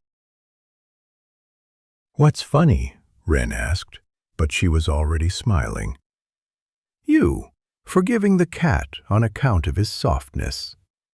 It's a reasonable criterion." "It is entirely reasonable." Josephine stirred the soup. "I've forgiven worse on worse grounds." "Like what?" "Like a man who once stepped on my foot at a church social and then told me I was standing in an inconvenient place." Wren stared at her. "He didn't." "He did. And I forgave him because he had very nice boots. which I thought showed at least an aspiration toward good character. The laugh that came out of Emmett Pruitt was nothing like the careful, controlled sounds Josephine had heard from her in the previous weeks. It was a child's laugh, full and unguarded, the kind that takes over the whole body. She pressed both hands over her mouth and laughed until her eyes watered. And Josephine stood at the stove laughing with her, and neither of them heard the door. Emmett stood in the kitchen doorway. He had come in from the north field early, a broken harness strap in his hand, intending to ask Josephine if she'd seen the leather punch. He stood in the doorway and looked at his daughter, his silent daughter, his damaged and unreachable daughter, the girl he had written a letter about in the language of brokenness and loss, laughing until she bent forward, laughing the way she used to laugh before April, laughing in a voice he had not heard in 7 months and had begun to believe he would never hear again. The leather strap fell from his hand. Neither of them noticed him at first. Then Wren looked up, still flushed, still catching her breath, and saw her father standing in the doorway, and the laugh stopped. Not the way a laugh stops when it runs out, the way a lamp goes out when someone covers the flame. The three of them were still for a long moment. Josephine watched Emmett's face move through something she could not fully name. Joy, certainly, the raw and staggering joy of a man hearing a sound he had given up for lost. But underneath it, moving fast, something else. Something that looked like arithmetic, the kind a man does when he is counting back through the weeks and arriving at a sum he does not like. "Wren," he said. His voice was strange. "Careful, the way a man is careful when he is afraid of what will happen if he isn't." The girl said nothing. She had gone back to whatever guarded country she retreated to when her father entered a room, and the transformation was so swift and complete that Josephine felt the grief of it like a physical thing. "Wren," he said again, and this time there was something ragged in it. "You—" He stopped, looked at Josephine, looked back at his daughter. "How long?" It was not a question quite. It was the beginning of a reckoning. Wren looked at Josephine, not for help exactly, more the way a person looks at someone when they want a witness. Josephine set down the spoon. "Emmett," she said, "how long has she been—" He stopped again, ran a hand over his face. When he lowered it, he looked older than she had seen him look, and she had seen him look very tired. "How long have you known?" The kitchen was very quiet. Outside, the barn cat made some small sound of complaint, and a gust of September wind moved through the yard, and the soup continued its soft, indifferent simmer. "Sit down," Josephine said. "I don't want to sit down." "I know." She kept her voice level. "Sit down anyway." He looked at her for a long moment. Then, because he was, at his core, a man who recognized when someone was offering him something rather than taking something away, he pulled out the chair and sat. Wren stood by the basin with her hands at her sides and watched her father with an expression that Josephine had not seen on her before. It was not the careful blankness she wore like armor. It was something more complicated than that, something that looked, if Josephine was reading it right, like the particular anguish of a child who has been waiting a very long time to be found and is not sure, even now that someone is looking, whether to step forward, or run. Josephine sat across from Emmett. She folded her hands on the table. "I'm going to tell you some things," she said, "and I need you to listen to all of them before you say anything.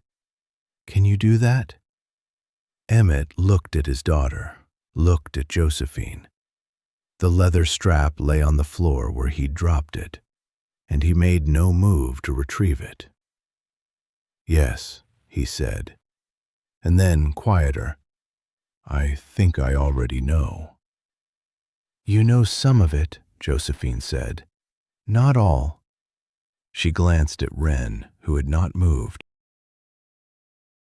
The girl's eyes were fixed on her father's face with an intensity that Josephine recognized from classrooms, the look of a child who has a right answer and is waiting with everything they have to see if it will be accepted.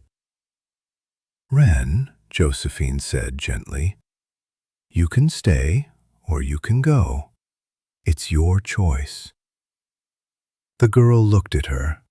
Then, slowly, she moved to the table and sat down.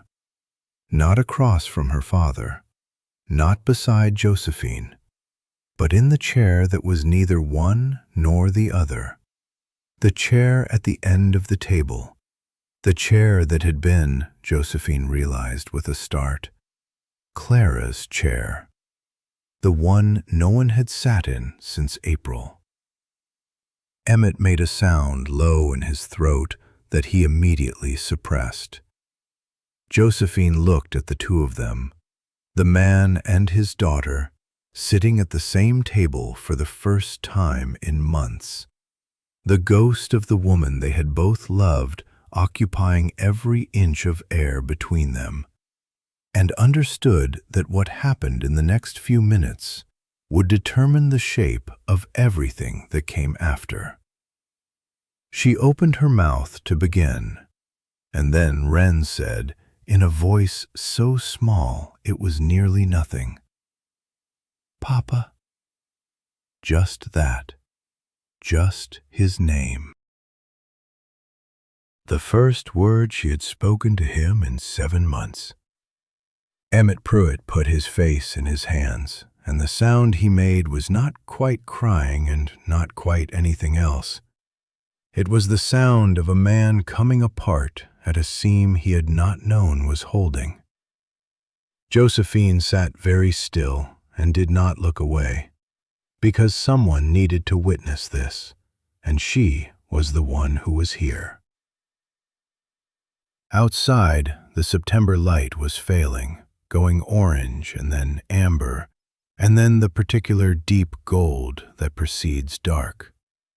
The soup simmered on. The barn cat settled on the back step, and in the kitchen of the Pruitt homestead, 3 people sat together at a table for the first time, with everything still left to say. Wren reached across the table and touched Josephine's hand. "Will you stay?" she whispered. Josephine looked at Emmett. He had not yet looked up. The soup simmered on. Josephine kept her hand where it was, beneath Wren's small fingers, and watched Emmett. He sat with his forearms on the table and his head bent, the way a man sits in church when the sermon has finally said the thing he has been afraid to hear. The lamplight caught the gray at his temples, the particular exhaustion that had settled into the lines beside his mouth. Wren's question hung in the air of the kitchen like smoke. "Will you stay?" It was not, Josephine understood, a question only about her. "Emmett," she said quietly. He raised his head. His eyes were dry, but the look in them was worse than weeping.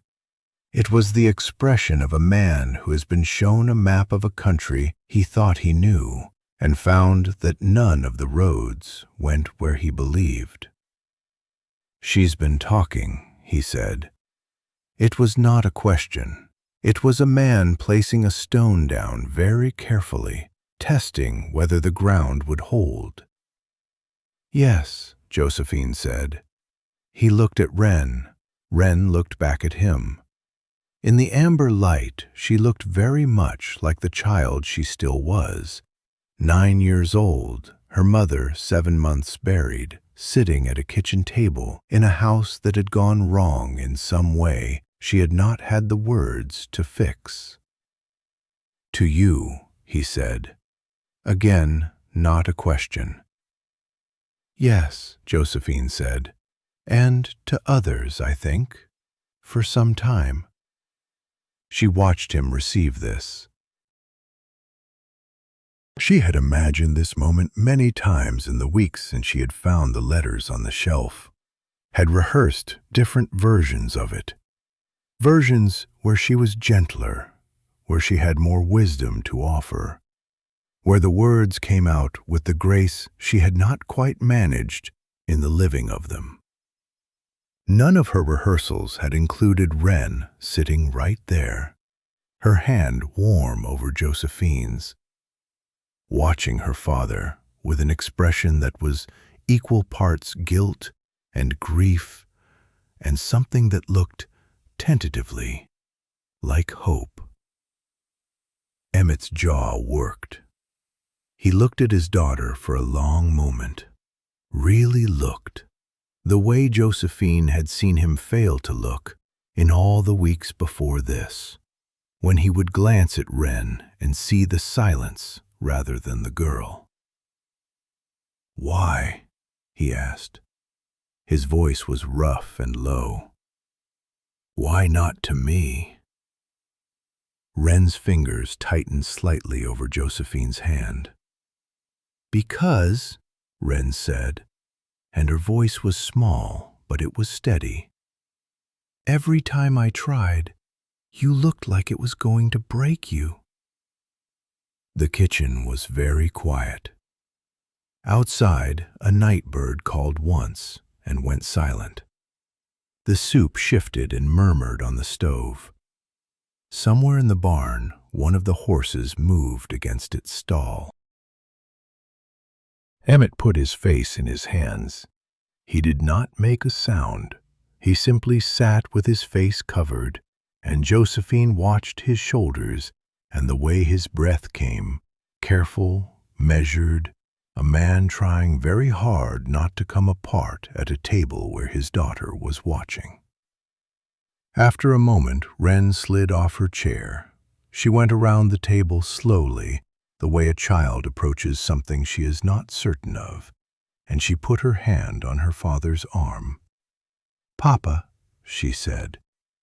He lifted his face. He looked at her, at this girl who had his wife's dark eyes and his own stubborn jaw, who had been carrying language around in her chest for 7 months like a secret she was protecting him from. "I'm sorry," he said. "Wren, I'm so sorry." "I know," Wren said. And then, after a pause, "Me too." Josephine looked away. She looked at the window, at the dark glass and the faint reflection of the kitchen inside it, the lamp, the stove, the shapes of the 3 of them arranged around the table. She felt with considerable force that she was witnessing something private and necessary, and that her job in this moment was simply to remain, to be the still point around which this could happen. She did not leave. She did not speak. She stayed as she had been asked. Later, after Wren had gone to bed and the soup bowls had been washed and set to dry, Emmett stood on the back step with a cup of coffee he was not drinking. Josephine brought her own cup and stood beside him. The September night had gone cool, and the sky above the flat Nebraska dark was extravagant with stars. For a while, neither of them spoke. "I wrote that letter," Emmett said finally, "because I thought she needed someone, a woman, someone to teach her how to be in the world again." He paused. "I didn't think I was the one who needed teaching." Josephine considered her response. She had learned in the weeks on this homestead that Emmett Pruitt was a man who did not need his thoughts improved upon so much as he needed them witnessed. "You weren't wrong about Wren," she said. "She did need someone. She just also needed you to be reachable." He turned his cup in his hands. "Clem told me, weeks ago. He said I'd gone sideways." He exhaled slowly. "I thought he meant the farm." "He may have meant both." A faint sound that might, in better circumstances, have been a laugh. "Probably." The barn cat wound around the step and disappeared into the dark. The stars were enormous and indifferent and beautiful. "She writes letters," Josephine said, "to a T. Alcott in Cincinnati. I found them on the shelf. I shouldn't have opened one, but I did." She said it plainly, without apology, because she had decided that plain honesty was the only currency this household could afford. "They're letters to your wife's sister, I think. She's been telling her about Clara, remembering her." Emmett was quiet for a long moment. "Trudy," he said, "Clara's younger sister. I stopped writing to her after the funeral. I didn't know what to say." He set his cup down on the railing. "Wren wrote to her." "Yes, because I didn't. Because she needed somewhere to put the words." He stood with this for a while. The night wind moved through the grass and the cottonwoods and the dark fields that still had another month of work in them before the season closed. "I failed her," he said, not with self-pity, with the flat, clear recognition of a man who has looked at an accounting and found the numbers honest. "You were grieving," Josephine said. "So was she." "Yes." Josephine looked at the stars. So was she. This was the truth, and there was no softening it, and she did not try. What she believed, what she had come to believe in the weeks of watching this household, of listening to Wren talk about her mother's biscuits and her mother's laugh, and the particular way Clara Pruitt had of folding letters, was that grief did not excuse a person from the work of being present, but it did explain the failure. Explanation was not absolution, but it was a place to start. "What do I do?" Emmett asked. He asked it the way he had asked about the kitchen garden, plainly, practically, a man who genuinely wanted to know. Josephine thought about Wren's face when she had described her father looking breakable. She thought about the stack of letters on the shelf, each one a word offered to the dark because there was nowhere else to put it. "Talk to her," she said. "Not about the silence, not yet. Just talk to her. Ask her about her mother. Let her tell you." She paused. "She has a great deal to tell." He nodded slowly. "And if she doesn't want to? Then sit with her anyway. She'll know you're there." She looked at him. "She's been watching you for 7 months to see if you are going to be all right. She needs to see that you are." He turned to look at her then, really look, the way he had rarely done in the weeks before tonight, when he had kept a careful and courteous distance from her, as though proximity might demand something he didn't have to give. "Are you all right?" he asked. "You've been carrying this for weeks." Josephine considered lying. It would have been easy. Instead, she said, "It was difficult, not knowing what to do with it, whether to tell you and how." She met his eyes. "I waited too long. I told myself the timing wasn't right, but the truth is, I didn't know how to tell you that your daughter had chosen silence only with you. That seemed like something that could break a person." "It did," he said. "A little." "I know. I'm sorry." "Don't be." He looked back at the dark. "Better to know." They stood together for another minute or two, not uncomfortably, but with the particular quiet of two people who have said the necessary things and are now simply occupying the same air, which is its own kind of beginning. In the weeks that followed, Emmett Pruitt began the slow work of making himself reachable. It did not happen quickly or gracefully. He was a man of few words by nature, and fewer still by habit, and the habit of silence had calcified over 7 months into something structural. But he was also, as Josephine had known from his letter, a man of genuine effort. An effort, she had always believed, was more durable than instinct. He started by asking Wren to walk the fence line with him on a Saturday morning. Josephine watched them go from the kitchen window, the tall man and the small girl moving across the yellow grass, their breath making small clouds in the October air. She did not know what they said. When they came back 2 hours later, Wren's eyes were red, and Emmett's jaw was set in the way it got when he was holding something carefully. And they sat down to the noon meal, and Emmett said quietly, "Your mother used to say the far fence was where she went to think.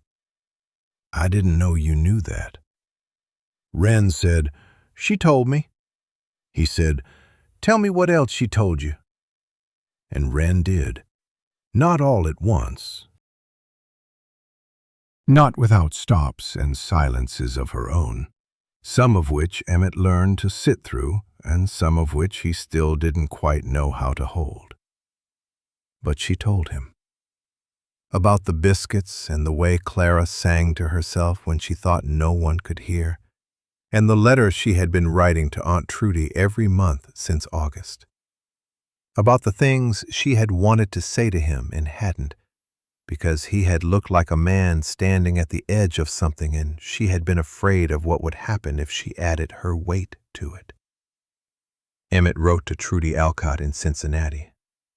The letter took him 4 drafts and several evenings. Josephine did not read it, but she saw him seal it, and she saw his face when he handed it to Clem to take to the post, and she thought that it had probably said what it needed to say. On a Sunday in late October, the first hard frost came overnight and silvered the fields and the roof of the barn and the bare garden where Josephine had managed to coax a late harvest of turnips from the struggling soil. She stood at the back step in the early morning cold and looked at it all. The white-tipped grass, the pewter sky, the cottonwoods gone gold and now going bare. She heard the door behind her, and then Wren was beside her, wrapped in a quilt that Josephine recognized as Clara's. "Mama loved the first frost," Wren said. "She said it was the land going quiet so it could rest." Josephine looked at the fields. That's a good way to think of it. Wren leaned against her arm, the quilt wrapped around both of them now by degrees. After a moment, she said, "Are you going to stay? Really?" Josephine had thought about this. She had thought about Ohio and the boarding house and the piano lessons and the life she had left, which had been a life of her own making and was not nothing. She had thought about the letter she had answered, which had described a man in need of a patient woman, and how what she had found instead was a household in need of something more complicated. Witness, honesty, time. She had thought about the quilt on her bed and the kitchen in the early dark, and Wren's voice saying she told me, and Emmett's face when he had finally looked at his daughter. "Yes," she said, "I'm going to stay." Wren was quiet for a moment. Then she said, "Good. Papa needs someone to tell him when he's being stubborn." "He does," Josephine agreed. "I've noticed. Mama used to do it. I'll do my best."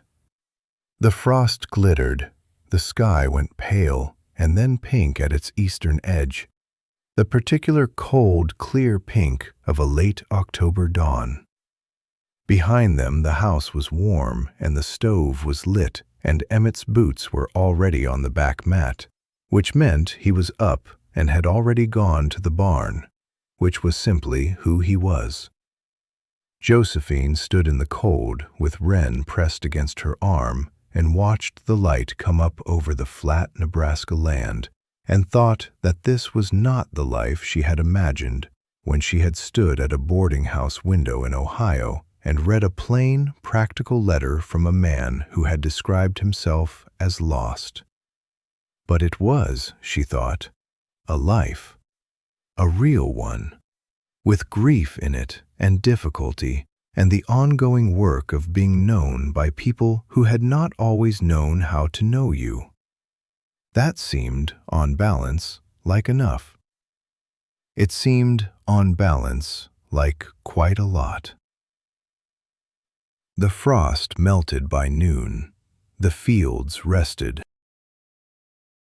And in the Pruitt homestead on the Nebraska plain, 3 people sat down to supper together, and someone asked to pass the bread, and someone else laughed at something small, and the lamp burned steadily against the coming dark.